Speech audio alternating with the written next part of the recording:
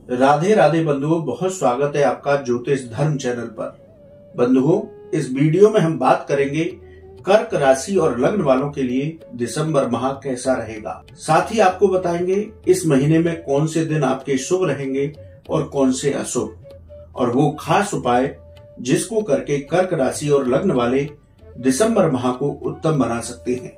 बंधुओं, अभी तक आपने हमारा चैनल सब्सक्राइब नहीं किया तो प्लीज सब्सक्राइब कीजिए। आपको वीडियो पसंद आए तो आप शेयर कीजिए।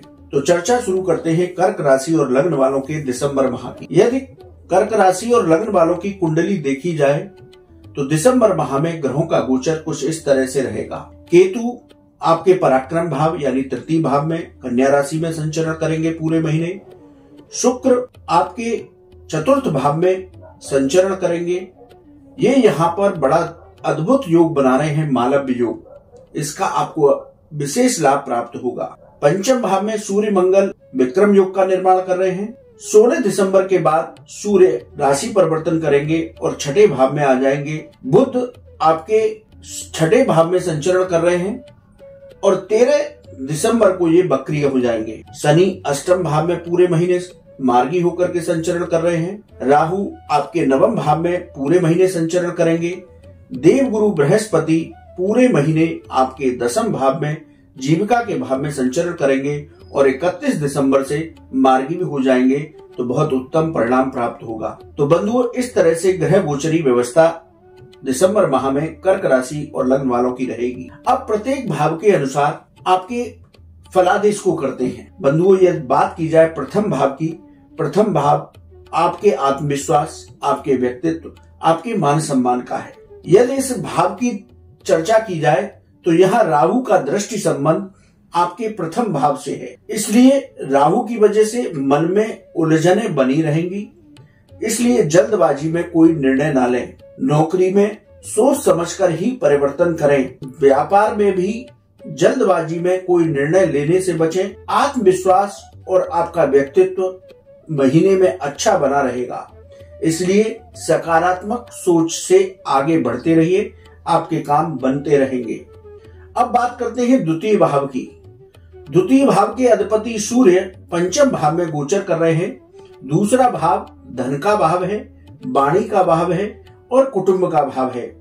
यदि इसकी चर्चा की जाए तो इस महीने आपकी वाणी बड़ी मधुर बनी रहेगी। आप अपनी वाणी से सभी कार्य बना लेंगे। जो लोग शिक्षक हैं, एंकर हैं या कोई वाणी से जुड़ा हुआ काम करते हैं, आरजे वगैरह हैं, अभिनेता हैं, तो उनको इस महीने विशेष सफलता प्राप्त होगी। 16 दिसंबर तक परिवार में तनाव की स्थितियों से बचकर रहें। 16 दिसंबर तक धन का आगमन आपका बहुत अच्छा रहेगा। 16 दिसंबर के बाद आपके खर्चे बढ़ सकते हैं, क्योंकि जब सूर्य राशि परिवर्तन करके छठे भाव में आएंगे तो 16 दिसंबर के बाद आपके खर्चों की वृद्धि हो सकती है। रुका धन आपका प्रयास करने से वापस इस महीने मिल सकता है। अब बात करते हैं तृतीय भाव की, पराक्रम भाव की। तो कोई भी काम आप सोच विचार करके ही करें और उसमें ही आगे बढ़ें। मानसिक रूप से संशय की स्थिति बनी रहेगी। कोई निर्णय यदि आप स्वयं नहीं ले पा रहे हो तो अपने उस खास व्यक्ति का सहयोग ले सकते हैं जिस पर आपको भरोसा हो, तो उसकी मदद से निर्णय लेने की कोशिश करें। इस महीने भाई बहन और मित्रों के साथ आपका विवाद हो सकता है, इसलिए इस विवाद की स्थिति को टालने का प्रयास करें। हम यदि कर्क राशि और लग्न वालों की इस महीने के बारे में कहें तो इस पूरे महीने में यदि आप धैर्य बना करके रखते हैं, संयम बना करके रखते हैं, तो आपके धीरे धीरे सारे काम बन जाएंगे। परेशान होने की बिल्कुल भी आवश्यकता नहीं है। चौथा भाव ये भूमि, भवन, वाहन, माता, हृदय संबंधी मामलों का भाव है। यदि इस भाव की चर्चा की जाए तो यहाँ पर मालव्य महापुरुष राजयोग बना हुआ है। ये राजयोग बहुत उत्तम होता है। इससे आपको बहुत अच्छे फलों की प्राप्ति होगी। आपके धन में वृद्धि होगी, नौकरी में प्रमोशन हो सकता है, वेतन वृद्धि हो सकती है, व्यापार में भी आपको लाभ के अवसर प्राप्त होंगे। मालव्य योग की वजह से आपकी भौतिक सुख सुविधा में वृद्धि होगी। नौकरी में आपके कार्य की सराहना होगी। रियल एस्टेट से जो लोग जुड़े हुए हैं उनको एक चेतावनी है कि वो कोई निर्णय जल्दबाजी में न करें। प्रॉपर्टी खरीदते समय सोच विचार कर ही निर्णय लें। माता का स्वास्थ्य उत्तम होगा। अब बात करते हैं पंचम भाव की। पंचम भाव में सूर्य मंगल का विक्रम योग 16 दिसंबर तक बना रहेगा। 16 दिसंबर के बाद सूर्य राशि परिवर्तन करेंगे और आपके छठे भाव में प्रवेश करेंगे। तो ये भाव जो है वो आकस्मिक धन लाभ, विद्या, संतान सुख, प्रेम संबंधों का भाव है। तो इस भाव की चर्चा की जाए, इस भाव में मंगल विराजमान है तो मंगल थोड़ा सा एग्रेशन देते हैं, क्रोध देते हैं। तो विद्यार्थी वर्ग किसी भी तरीके से वाद विवाद की स्थिति से बचने का प्रयास करें। गर्भवती महिलाएं अपने स्वास्थ्य का ध्यान रखें। स्टॉक मार्केट में यदि आप निवेश करने वाले हैं तो सोच समझकर ही आप आगे बढ़ें। संतान पक्ष से संबंधित चिंताएं इस महीने आपकी बनी रह सकती हैं, लेकिन विद्यार्थी वर्ग की परीक्षा प्रतियोगिताओं की बात की जाए तो इस महीने उन्हें सफलता प्राप्त होगी। अब बात करते हैं आपके छठे भाव। ये रोग, ऋण और शत्रुओं का भाव है। आपका धन आगमन बहुत अच्छा होगा, लेकिन आप अपने धन का समन्वय ऐसे करें कि आप पिछला कोई कर्ज है तो उसे चुकाने का पहले प्रयास करें। कोई भी नया कर्ज लेने से आप बचकर रहें। इस तरह से अपने धन को चलाना है। 16 दिसंबर तक शत्रु पक्ष आप पर हावी रह सकता है, इसलिए किसी वाद विवाद की स्थिति को टालने का प्रयास करें। यदि रोगों की बात की जाए तो गले और त्वचा से संबंधित रोग आपको परेशान कर सकते हैं। अब बात करते हैं सप्तम भाव की। सप्तम भाव के अधिपति अष्टम भाव में संचरण कर रहे हैं। सप्तम भाव आपका वैवाहिक जीवन का भाव है, व्यापार और व्यापारिक साझेदारियों का भाव है। तो व्यापार में आप कोई नया प्रयोग कर सकते हैं जो आपको लाभ देगा। व्यापार में यदि कोई नया काम जोड़ना चाहते हैं तो वो भी आपके लिए लाभप्रद होगा। व्यापार में एक बात इस महीने ध्यान रखें कि किसी से अपनी तुलना ना करें, किसी को अपना कंपटीटर ना माने। सिर्फ और सिर्फ अपने व्यापार पर ही ध्यान लगाएं। गृहस्थ पक्ष की जो आपके वैचारिक मतभेद चल रहे हैं वो धीरे धीरे इस महीने में सही हो जाएंगे। जीवन साथी के साथ आपके संबंध मधुर रहेंगे। अब बात करते हैं अष्टम भाव की। अष्टम भाव में मार्गी होकर के शनिदेव स्वयं की राशि में विचरण कर रहे हैं। अष्टम भाव विदेश संबंधी मामलों का भाव है, आकस्मिक घटनाओं का भाव है, रिसर्च का भाव है। तो विदेश संबंधी मामलों में आपके में तेजी आएगी। विदेश से आपको धन लाभ के अवसर प्राप्त होंगे, लेकिन इस महीने आकस्मिक परेशानियां सामने आ सकती हैं।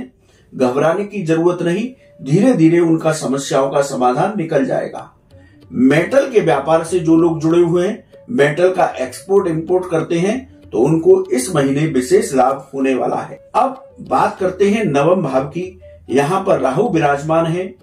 यहाँ पर राहु पूरे महीने रहेंगे। तो राहु आपको पूजा पाठ से विरक्त करने की कोशिश करेंगे।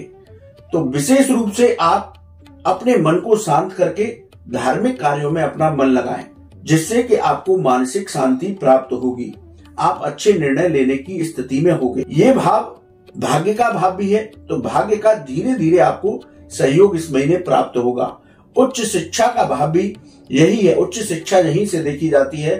तो उच्च शिक्षा से जुड़े हुए छात्रों को इस महीने सफलताएं प्राप्त होंगी। अब बात करते हैं दसम भाव की। दसम भाव में देवगुरु बृहस्पति अपनी मित्र राशि मेष राशि में विराजमान है। ये आपकी जीविका का भाव है, पिता का भाव है। तो नौकरी और रोजगार की आपकी तलाश इस महीने पूरी हो जाएगी। नौकरी में आपकी पदोन्नति हो सकती है। व्यापार में आपका आर्थिक पक्ष मजबूत होगा। आर्थिक स्थिति में धीरे धीरे सुधार होगा। धैर्य बना करके रखें। पिता के साथ इस महीने आपके संबंध मधुर रहेंगे। पिता के स्वास्थ्य का ध्यान जरा रखना होगा। तो दसम भाव के फल भी आपको उत्तम प्राप्त हो रहे हैं। दसम भाव के उत्तम फल और चतुर्थ भाव में मालव योग, ये कर्क राशि और लग्न वालों के इस वक्त ढैया भी चल रही है। मानसिक तनाव की स्थिति भी चल रही है, लेकिन ये दोनों आपको बहुत उत्तम लाभ इस महीने देकर जाएंगे। अब बात करते हैं एकादश भाव की। एकादश भाव के जो अधिपति हैं वो चतुर्थ भाव में गोचर कर रहे हैं, इसलिए आपको हर तरफ से लाभ ही लाभ प्राप्त होगा। नौकरी और व्यापार में धन वृद्धि होगी। व्यर्थ के खर्चों से बचने का प्रयास करें और भौतिक सुख सुविधाओं पर, क्योंकि शुक्र जब मालव योग बनाते हैं तो भौतिक सुख सुविधाओं की ओर ध्यान आकर्षित करते हैं, तो व्यर्थ के कार्यों पर अपना धन खर्च न करें, धन को बचा करके रखें। द्वादश भाव की चर्चा करते हैं तो द्वादश भाव जो है आपका व्यय भाव है, खर्चों का भाव है, कानून का भाव है, विदेश संबंधी मामलों का भाव है। तो यहाँ पर हम आपको पुनः यही सलाह देंगे कि जहां जरूरत हो वहीं आप अपने पैसे को खर्च करें। विदेश संबंधी मामलों से जुड़ी कोई समस्या नहीं है, लेकिन कोर्ट कचहरी में आपका कोई विवाद चल रहा है तो थोड़ा संभल कर रहना होगा, क्योंकि शनि की महादशा भी आपके ऊपर, शनि की ढैया आप पर चल रही है। बंधुओं, कर्क राशि और लग्न वालों के लिए हमने हर भाव के अनुसार फलादेश किया। अब बात करते हैं शुभ दिनों की और अशुभ दिनों की। शुभ दिनों की चर्चा की जाए तो 1, 2, 3, 6, 11, 12, 15, 24 और 30 तारीख, ये इनकी शुभ तिथियां हैं। आप इनमें अपने विशेष कार्य कर सकते हैं। वहीं अशुभ तिथियों की बात की जाए तो 9, 10, 18, 19, 26, 27 और 28, ये आपकी इस महीने की अशुभ तिथियां रहेंगी। इनमें कोई भी काम आप सोच विचार कर करें, वाहन सावधानी पूर्वक चलाएं, किसी से वाद विवाद की स्थिति से बचें। अब बात करते हैं कर्क राशि और लग्न वाले क्या उपाय करें जिससे कि दिसंबर माह उत्तम हो जाए। तो आप प्रतिदिन भगवान शिव का जलाभिषेक करिए, हनुमान चालीसा के पाठ करिए और शनिवार को पीपल के वृक्ष पर तेल का दीपक जलाइए। तो कर्क राशि और लग्न वालों का दिसंबर माह उत्तम होगा। बंधुओं, आपको वीडियो कैसा लगा आप कमेंट बॉक्स में लिखें। आपका कोई सवाल है तो आप हमारे व्हाट्सएप नंबर पर लिखें, हम उसका जवाब अवश्य देंगे। राधे राधे।